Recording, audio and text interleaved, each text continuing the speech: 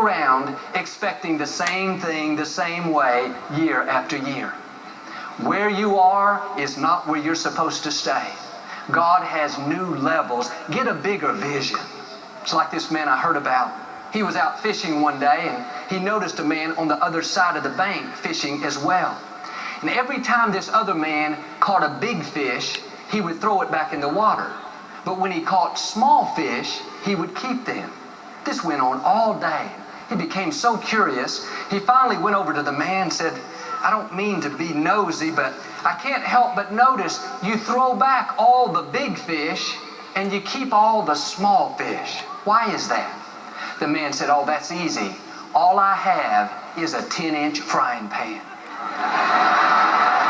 It's sad to say, but there are a lot of people like that today. Instead of making room for increase, instead of believing that God can do something bigger, they go around with this 10-inch frying pan. It's been in their family for generations. Mama used that frying pan. Great-granddaddy used that frying pan. It's an attitude that says, "I could never afford that nice house.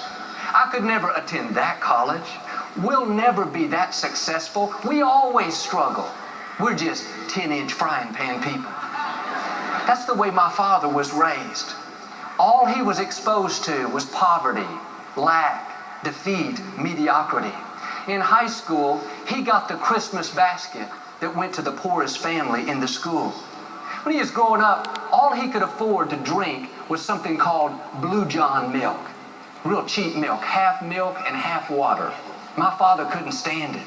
And to make matters worse, his name was John. Thought, why did they have to name it my name, Blue John? Why didn't they name it Blue Bill, Blue Mark, Blue Leroy? He was tempted to think that was his lot in life. Every circumstance said he had a 10-inch frying pan. But when he was 17 years old, he gave his life to Christ, and something rose up on the inside, a boldness, a faith, a confidence that said, "My children will never be raised in the defeat that I was raised in." What was he doing? Getting rid of his 10-inch frying pan. He went on to live a blessed, abundant, victorious life.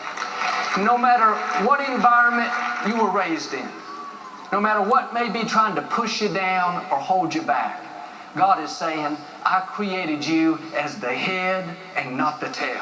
I made you to lend and not borrow. I take pleasure in prospering you."